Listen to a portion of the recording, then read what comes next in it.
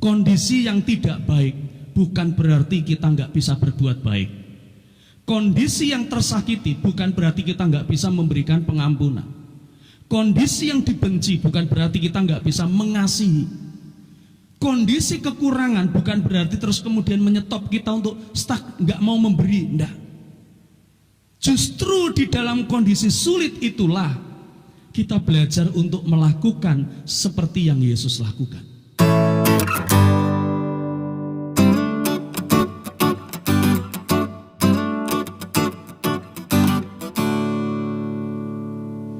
Selama beberapa minggu atau beberapa bulan ke depan, buat Bapak Ibu Saudara yang punya anak, saudara masih harus berjuang. Anak-anak saudara tetap harus tinggal di rumah, belajar di rumah, menjadi murid di rumah, ya. Dan dia harus belajar walaupun statusnya murid, tetapi dia tidak ada di sekolah. Nah, kita orang tua punya double fungsi, ya kan?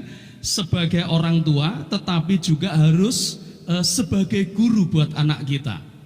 Nah, kita mengharapkan lebih dari anak kita supaya dia menjadi seorang murid yang bukan cuma pintar mendengar, tetapi juga pintar mengaplikasikan apa yang diajarkan itu di dalam kehidupan. Kalau saudara jadi guru di rumah, saya yakin itu perjuangan yang bukan perjuangan yang ringan, tetapi perjuangan yang sangat berat.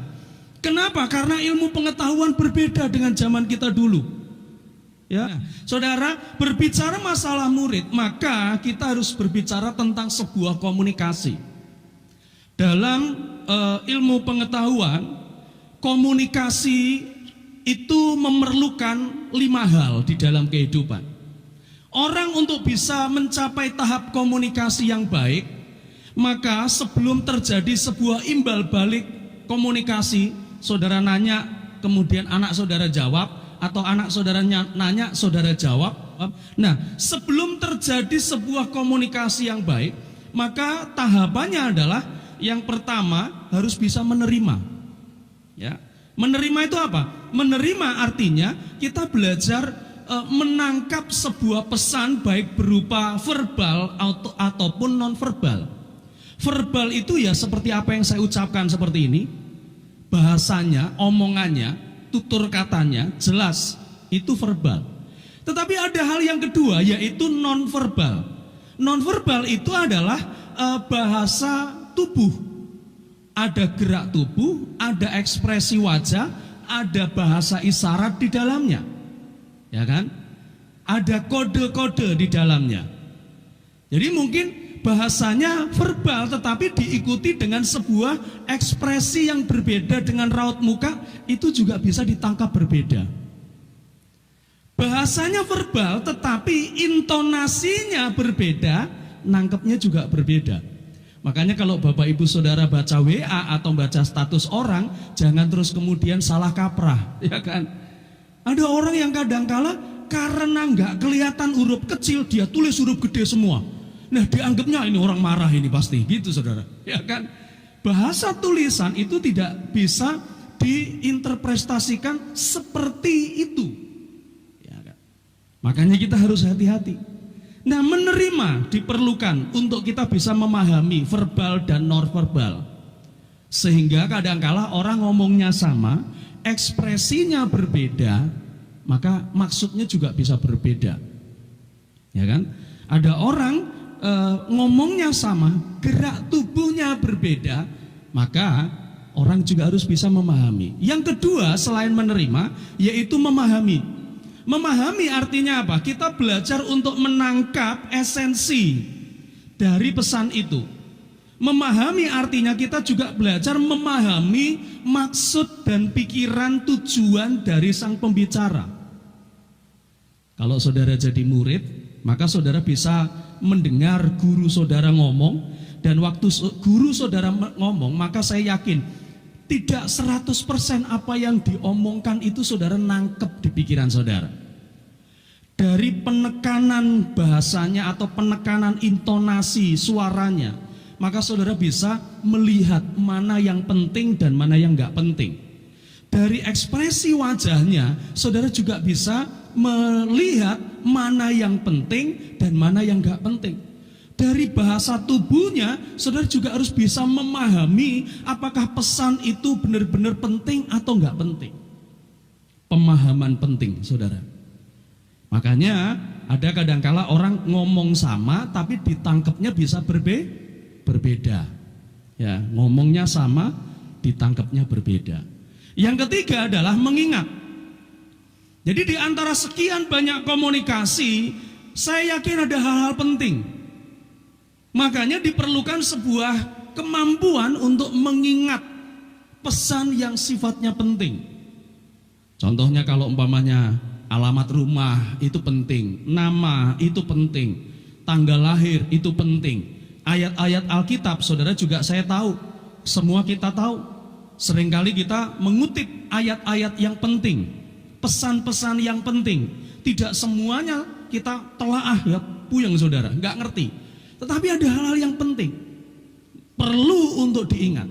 Nah, setelah mengingat, maka kita belajar untuk mengevaluasi apa sebenarnya nilai, apa sebenarnya niat, apa sebenarnya tujuan dari pesan itu. Sehingga kita cocokkan dengan sebuah keadaan yang ada dalam kehidupan.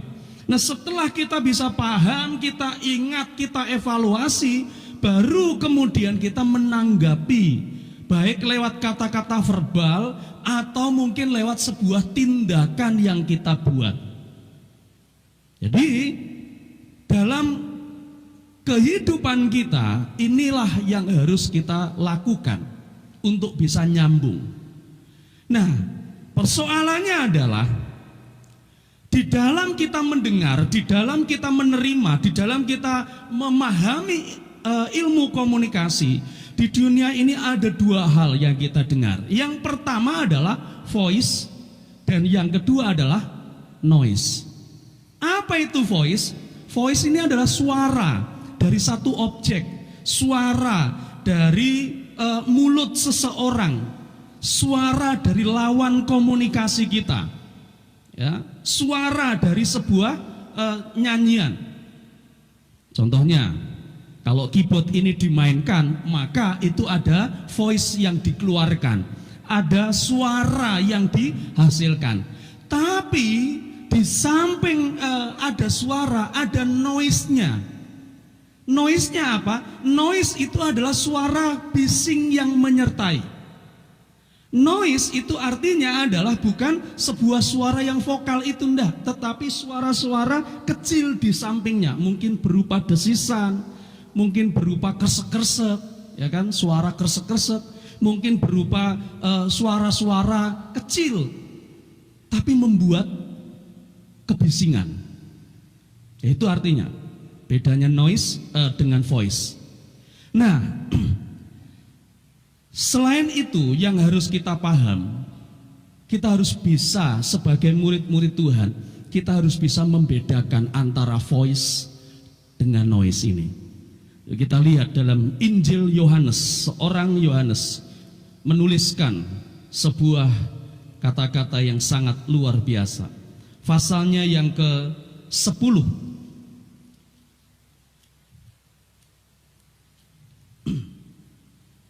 Ayat 4 dan ayatnya yang kelima.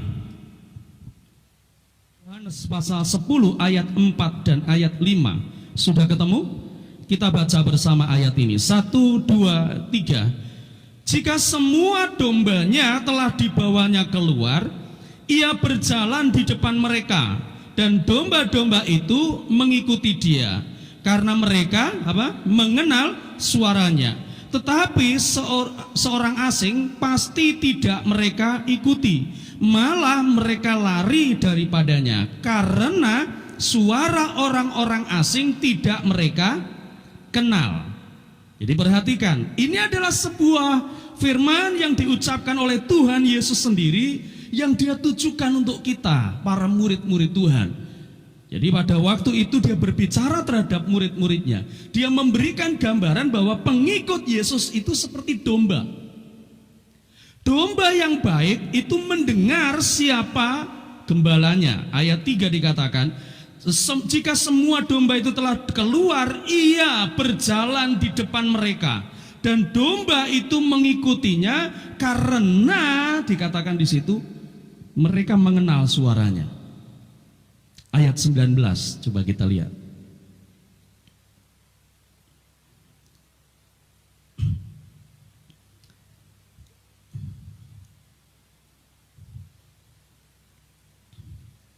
Saya baca dari ayat 16 dah supaya lebih jelas.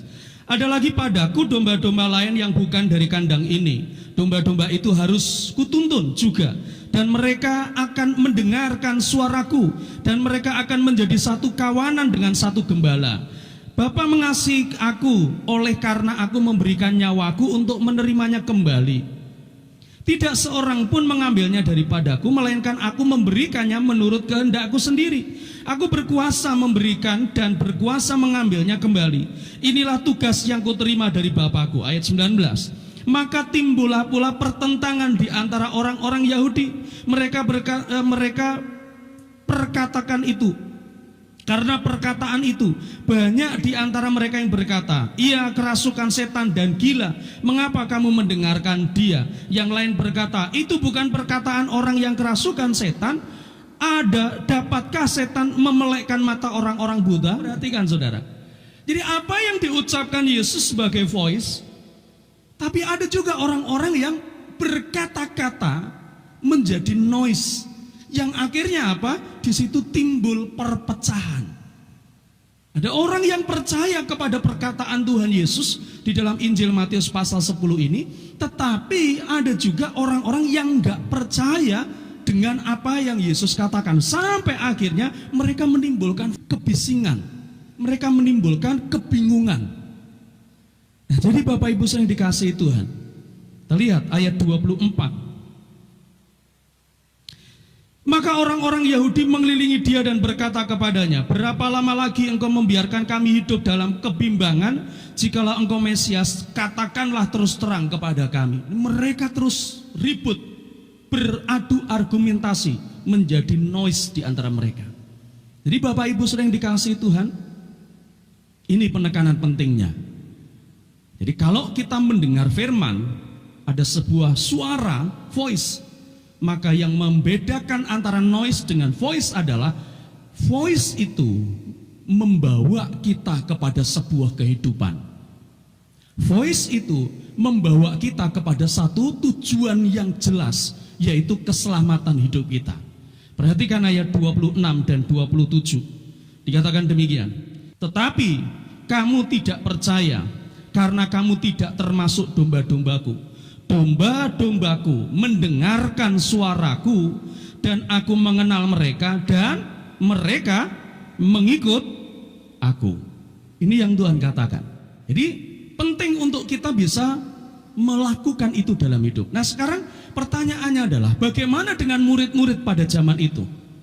Apa yang diucapkan oleh Tuhan Yesus pada waktu ini merupakan sebuah pesan yang dituliskan untuk para murid-muridnya. Supaya apa? Supaya mereka benar-benar menjadi seorang murid yang mendengar, yang paham siapa yang dia ikuti. Nah, para murid adalah orang-orang yang bukan cuma sekedar mendengar. Mereka adalah orang-orang yang mengikut Yesus. Dan untuk menjadi pengikut, maka ada tahapannya. Untuk mereka menjadi seorang murid, mereka harus benar-benar tahu siapa yang dia ikuti, siapa yang dia jadikan guru. Maka yang pertama yang dilakukan oleh para murid adalah apa? Mereka belajar mengenal pribadinya. Mereka belajar untuk bisa paham betul, tahu betul siapa guru mereka, siapa Yesus itu. Kita tahu Simon Petrus, Yakobus, Yohanes itu adalah orang-orang, bukan orang-orang pengangguran. Mereka adalah orang-orang yang punya pekerjaan pasti. Pada waktu mereka dipanggil Tuhan untuk jadi murid, mereka sedang ada di pinggir pantai, sedang membetulkan jala. Mereka habis melaut, mereka habis cari ikan. Tapi kemudian pada waktu mereka mendengar Yesus menyampaikan kebenaran, mereka kemudian taruh jalannya dan mereka ikut Yesus. Dari apa yang Yesus ucapkan, dari apa yang Yesus sampaikan, mereka belajar memahami, mereka belajar untuk mengenali pribadinya. Setelah kenal, maka kemudian mereka mulai menumbuhkan rasa percaya. Pengenalan itulah yang mendorong mereka untuk akhirnya mempercayakan hidup mereka ikut dengan Yesus. Mereka percaya kepada pribadinya, mereka percaya kepada firman-Nya. Dan setelah mereka percaya kepada pribadi Yesus, mereka belajar untuk terus mengasihi dan mencintai pribadi Yesus. Sehingga kita tahu Yesus pergi kemana, murid-murid mereka juga ikut kemana. Yesus membuat mujizat 5 roti dan 2 ikan bisa memberikan makan 5.000 orang. Mereka ada di situ. Mereka lihat orang buta memohon belas kasihan Yesus, mereka juga ada di situ. Orang lumpuh dibuat berjalan oleh Yesus, mereka juga ada di situ. Mereka mengikuti Yesus, mendengar ajaran Yesus, dan melakukan seperti yang Yesus lakukan. Sehingga kalau Bapak Ibu Saudara melihat apa yang Yesus lakukan, itu juga yang murid-murid lakukan. Nah, kenapa seperti itu, Saudara? Sampai akhirnya mereka bisa menuliskan. Dalam kitab Perjanjian Baru kita bisa membaca, kita bisa menemukan mereka adalah orang-orang yang menjadi saksi dari kehidupan Yesus, saksi dari kematian Yesus, saksi dari kebangkitan Yesus. Dan apa yang mereka saksikan itulah yang membuat akhirnya mereka percaya kepada Yesus. Mereka belum tahu Alkitab, Saudara. Karena Alkitab itu dibuat pada tahun 350 sudah Masehi. Setelah setelah kenaikan Tuhan Yesus. Ya. Jauh setelah Tuhan Yesus diangkat ke surga, kebangkitan Yesus baru kemudian Alkitab ada. Dan kemudian pengenalan hubungan dengan Yesus itulah yang melahirkan firman ini, Alkitab ini. Nah, jadi Bapak Ibu saya dikasihi Tuhan, pribadinya itu jauh lebih penting. Kita jadi orang Kristen bukan percaya kitab sucinya, tapi kita percaya pribadi yang mengatakannya. Paham maksudnya? Ya, kita mengasihi Yesusnya. Ini hanya sekedar tulisan yang diilhamkan oleh Roh Kudus untuk ditulis. Ya, apakah kita menjalani firman Tuhan enggak pernah salah? Pernah. Tapi bukan berarti terus kemudian itu tidak menjadi indah dalam kehidupan. Bisa menjadi indah. Nah, artinya apa? Artinya kalau saudara mempercayai Tuhan, saudara dituntut untuk saudara bisa mengerti pribadi yang benar. Kenal pribadinya lewat Alkitab, lewat persekutuan dengan Tuhan. Ya. Maka itu yang dilakukan murid. Mereka belajar mengenal, mereka belajar percaya kepada pribadinya. Mereka belajar untuk apa? Memahami apa yang Tuhan mau. Dan kemudian mereka belajar mengikuti. Nah, saudara yang dikasihi Tuhan, mengikuti Yesus itulah yang membutuhkan harga yang mahal. Ya. Ada orang yang kadangkala hanya berpegang kepada Alkitab ayat, tapi enggak berpegang kepada Yesusnya. Apakah bisa? Bisa. Ada banyak orang yang kadangkala bangga dengan menjadi orang Kristen, tapi tidak mau bangga menjadi anak Allah yang hidup. Seringkali kita salah. Kita cinta pesannya, tapi enggak cinta sama yang memberi pesan. Makanya itulah yang diajarkan Tuhan di dalam kehidupan kita. Untuk kita apa? Belajar menjadi murid. Nah, menjadi murid artinya apa? Artinya kita belajar mengenal, belajar percaya, dan belajar mengikuti Yesus dan ajarannya. Dan, saudara tahu enggak? Percaya dan ikut Yesus itu artinya kita berani bayar mahal. Ya, berani bayar mahal. Kenapa? Karena kalau saudara mau meneladani Yesus, berarti kita harus melakukan apa yang Yesus lakukan. Kalau kita mau meneladani Yesus, mengikut Yesus, percaya kepada Yesus, berarti kita harus melakukan seperti apa yang Yesus lakukan. Bagaimana dia melayani, bagaimana dia berkorban, bagaimana dia bermurah hati, bagaimana dia mengasihi walaupun orang-orang itu menyakiti hidupnya. Itu yang Yesus lakukan. Apa yang Yesus lakukan itu semua menjadi teladan, dan itu kemudian dipraktekkan oleh para murid-muridnya. Apa yang Yesus perbuat yang ditulis oleh para murid dalam Injil Matius, Markus, Lukas, Yohanes, itu juga yang kemudian direfleksikan, dibuat oleh para murid-murid, yang ditulis oleh siapa? Di dalam kitab Kisah Para Rasul, di dalam surat-surat yang dituliskan oleh Paulus. Kita mendengar, kita membaca, semua para murid-murid belajar mengikuti seperti apa yang Yesus lakukan. Dan itu gak gampang, itu bayar harga. Kenapa? Karena natur, saya pun berjuang. Kenapa? Karena buat kita itu lebih gampang diberi daripada memberi. Ya kan? Ikut Yesus berarti kita harus mengikuti apa yang Yesus perbuat. Yesus memberikan hidupnya, Yesus berkorban dengan kehidupannya. Nah, kita manusia lebih cenderung untuk bisa menerima. Kita lebih senang diberi, bukan memberi. Kita lebih senang dikasihi, bukan mengasihi. Kita lebih senang dilayani, bukan melayani. Kita lebih senang untuk terima anugerah daripada memberi anugerah. Kita lebih senang untuk menunjukkan kebenaran daripada menerima kebenaran. Ini masalahnya. Tetapi inilah kemudian yang juga dilakukan oleh para murid-murid. Mereka belajar melakukan seperti apa yang Yesus lakukan. Dan apa yang Yesus lakukan? Salah satunya coba kita lihat Injil Lukas. Injil Lukas pasal 23 ayat 34.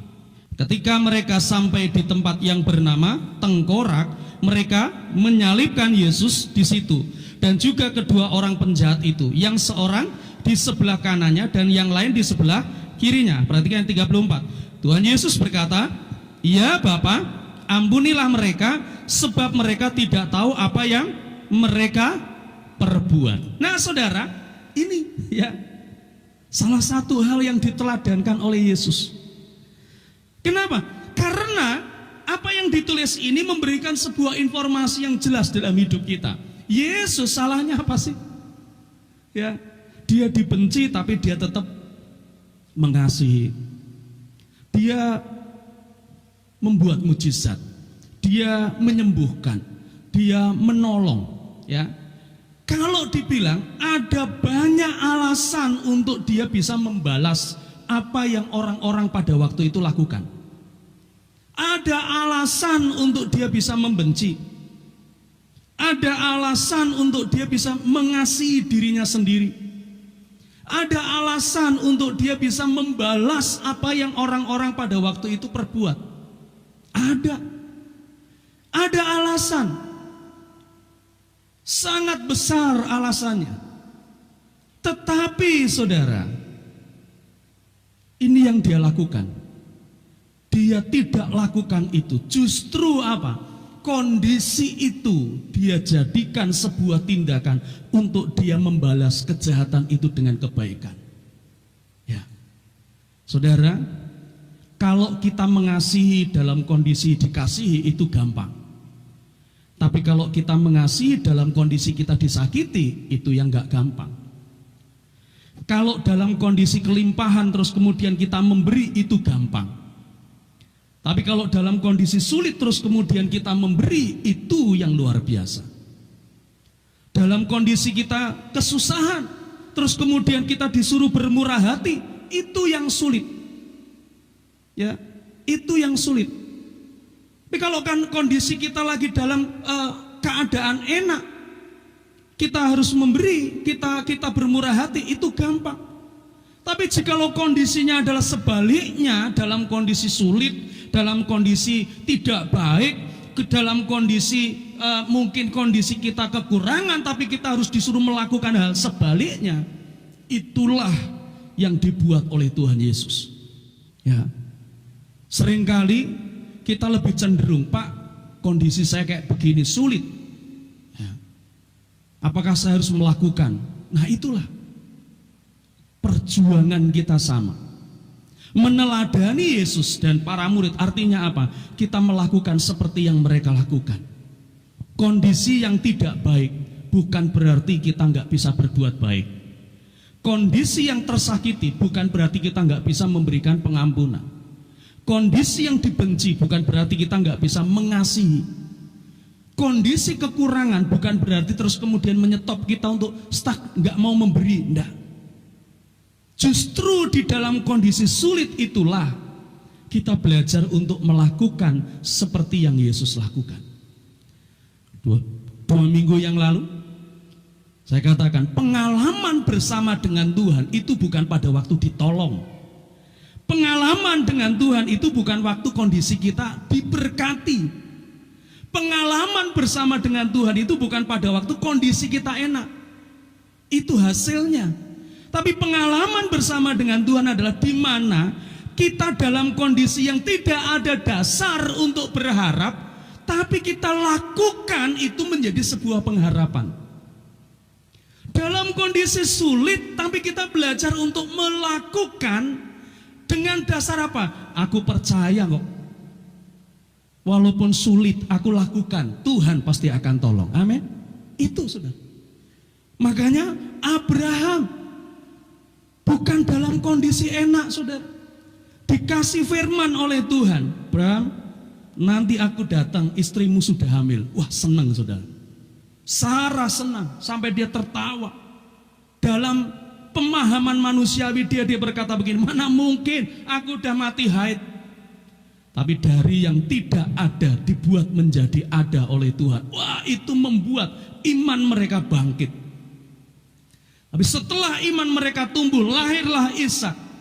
Dalam kondisi pertumbuhan lagi seneng-senengnya, lagi lucu-lucunya, lagi jadi kebanggaan orang tua. Tuhan ngomong, Abraham, bawa anakmu ke daerah yang namanya Moria. Bawa api, bawa pisau, bawa tali. Pergi ke daerah itu. Besok tempatnya tepat dikasih tahu tunjuk oleh Tuhan. Waktunya tepat, caranya tepat. Dan kemudian Tuhan ngomong begini, nanti sampai ke daerah itu aku akan tunjukkan ke gunung mana engkau harus membawa Ishak untuk dikorbankan.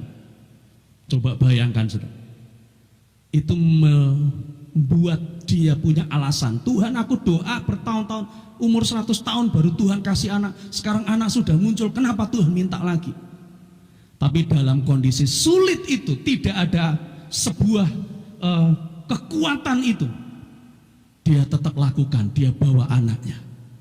Sampai di daerah Moria dia bilang sama anak buahnya, 2 bujangnya, kalian tinggal di sini. Aku hanya berdua dengan anakku. Di tengah jalan dengan anaknya, Ishak dia berkata, "Pak, kayunya udah ada, apinya udah ada, dombanya mana?" Dengan sedih dia berkata, "Nanti Tuhan siapkan." Tapi dia nggak pernah tahu kalau di atas akan Tuhan siapkan. Ada dasar, ada alasan untuk dia nggak melakukan apa yang Tuhan perintahkan. Kenapa? Itu anak yang dicintai. Tapi itu tidak dijadikan dasar, tidak dijadikan alasan. Kondisi yang tidak baik justru dia belajar melakukan apa yang Tuhan perintahkan. Sampai di atas gunung itu anaknya diikat. Mungkin sambil berontak-berontak dia tetap ikat anaknya. Mungkin sambil meneteskan air mata dia tetap ikat anaknya. Dengan iman dia sudah siap menusukkan pisau ke anaknya. Disitulah Tuhan berteriak, malaikat berkata, "Abraham, stop, aku melihat imanmu. Di belakangmu ada domba yang terikat." Ya, kalau dipikir secara logika, nggak mungkin domba yang nyangkut di semak belukar nggak ngembek. Nggak mungkin, secara kasat mata kok nggak kelihatan. Tapi saudara dengar baik, ketaatan kita Perbuatan kita mentaati Tuhan itu yang membuka mata kita kadangkala. Yang gak kelihatan dibuat menjadi kelihatan. Yang gak ada dibuat jadi ada. Maka dari itu kita harus lakukan ini. Yohanes pasal 13 ayat 15. Sebab aku telah memberikan suatu teladan kepada kamu, supaya kamu juga berbuat, apa saudara? Sama seperti yang telah kuperbuat kepadamu. Paulus dalam surat Filipi juga mengatakan sama. Petrus dalam 1 Petrus 2 ayat 21 juga mengatakan sama. Ikuti teladan Yesus. Ikuti. Jadi Bapak Ibu sering dikasihi Tuhan, saya ulangi, kondisi tidak baik bukan berarti menjadi alasan untuk kita nggak berbuat baik. Kondisi sakit bukan berarti kita nggak bisa untuk mengampuni. Kondisi dibenci bukan berarti kita nggak bisa untuk mengasihi. Kondisi kekurangan bukan berarti kemudian kita nggak bisa untuk memberi. Ini menjadi sebuah tantangan buat kita. Ini menjadi sebuah perjuangan buat kita. Apakah kita mau bertindak melakukan seperti apa yang Tuhan mau dalam kehidupan? Pertanyaannya adalah, apakah kita semua mau jadi murid Tuhan atau enggak? Kalau kita mau menjadi murid Tuhan, kita harus berani bayar harga. Ya, berani bayar harga. Berani melakukan. Inilah yang dilakukan oleh para murid-murid. Kalau Bapak Ibu Saudara baca dalam Kisah Para Rasul pasalnya yang keempat, saudara bisa melihat bagaimana Petrus, dia berani melakukan seperti yang Yesus lakukan. Dia khotbah di depan banyak orang. Murid-murid dalam keterbatasan mereka, mereka mengumpulkan harta benda mereka, mereka berbagi, mereka melakukan seperti apa yang Yesus lakukan. Itu yang mereka lakukan. Bahkan di dalam ayat 19 dari Kisah Para Rasul pasal 4, Petrus mengatakan begini, silahkan kamu putuskan sendiri, manakah yang benar di hadapan Allah, taat kepada manusia atau taat kepada Allah. Saudara dengar baik, di dunia ini ada banyak noise yang bisa mengalihkan voice.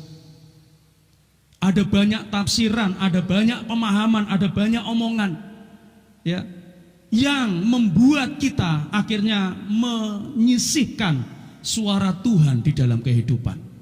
Gak usah lakukan, toh juga gak apa-apa. Noise.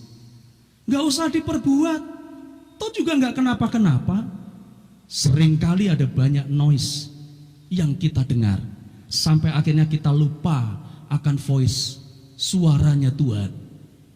Maka dari itu, percayalah, jikalau kita pegang suara Tuhan, kita pegang janji Tuhan, kita pegang firman Tuhan, ya, pribadi Tuhan kita cintai dan kita lakukan apa yang seperti Tuhan lakukan, saya yakin kita akan ada punya banyak pengalaman bersama dengan Tuhan. Amin.